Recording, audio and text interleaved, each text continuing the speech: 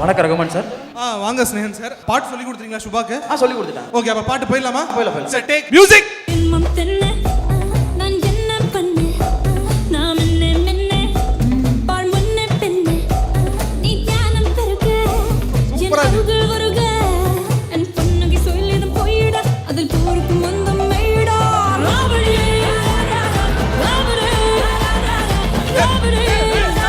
Stop music music stop. நீங்க ராவடின்னு தானே எழுதி கொடுத்தீங்க? ஆமா, ராவடின்னு எழுதி கொடுத்தேன்.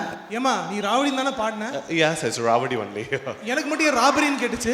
எங்களுக்கும் அப்படிதான் கேட்டுச்சு. ராபடினா கேக்குது. அப்படியா? சரி, அப்ப இன்னும் டேக் போயிடலாமா? One more take, sir. ராவடினே பாடிடுங்க. Yeah.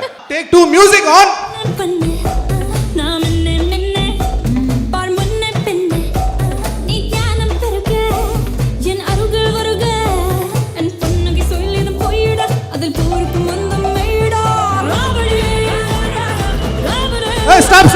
Stop. எனக்கு ராபரின்னு தான் கேக்குது. இல்ல சார், எனக்கு அதான் வருது. இப்படி பாட்டு போட்டுலாம் யாரும் கண்டுக்க மாட்டாங்க. இது வந்து ஏஆர் ரஹ்மான் சார் இந்த மியூசிக் டைரக்ட் பண்ணியிருந்தா. அடுத்த ட்விஸ்ட் வந்து இதே பாட்டை ஹாரிஸ் ஜெயராஜ் சார் ஒரு ஆள் மியூசிக் டைரக்ட் பண்ணியிருந்தாருன்னா எப்படின்னு. இல்ல, நான் தான் ஹாரிஸ் ஜெயராஜ் சார். இவர் பாடுவார். இப்போ நான் தான் சுபா மேம். ஆமா. ஓகே சுபா, ரெடிங்களா? மனப்பாடம் பண்ணிட்டீங்களா? மனப்பாடம் பண்ணிட்டீங்க. போயிடலாம். பண்ணிட்டீங்கல்ல? பண்ணிட்டேன். ஓகேங்க. Okay, in 3 2 1 let's go for take. Sir டேக்னா பாட்டு வரணும். என்ன பண்ணிருக்கீங்க?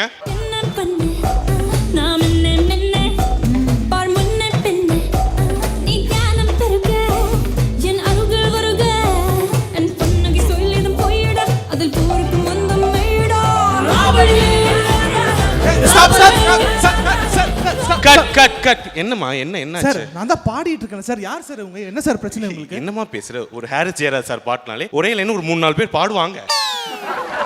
அதுதான் நியதியே. அப்படிதான் பாடுறாங்க. சார், நான் எவ்வளவு பெரிய சிங்கர், நான் பாடி இல்ல. அப்ப நீ கிளம்பலாம். நீங்க இல்ல பாடி சார். டேக். Thank you. அது வந்து ஹாரிஸ் ஜெயராஜ் சார். இன்னும் ஒரே ஒரு பெரிய மியூசிக் டைரக்டர் இருக்காரு. இதே பாட்டை இசைஞானி இளையராஜா சார் மியூசிக் டைரக்ட் பண்ணியிருந்தாருன்னா காப்பிரைட்ஸ் ஏதோ சொல்றாங்க. இரு என் பஞ்ச்லைன்ல நீனே சொல்லிட்டு நான் என்ன பண்றது? ஒரு சின்ன கற்பனை தான். கேமரா எங்க இருக்கு? கற்பனை தான். நான் தான் இளையராஜா சார். நான் தான் சுபா மேம். என்னம்மா பாட்டெல்லாம் நல்லா படிச்சிட்டியா? படிச்சேங்க. நல்லா பாடிடுவல்ல? பாடிடுவோம். டேக் போலாமா? டேக்.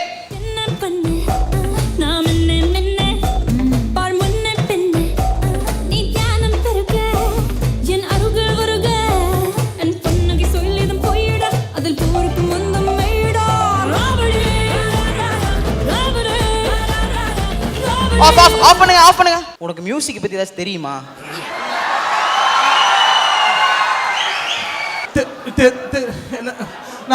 வைரமுத்து வருகிறேன்.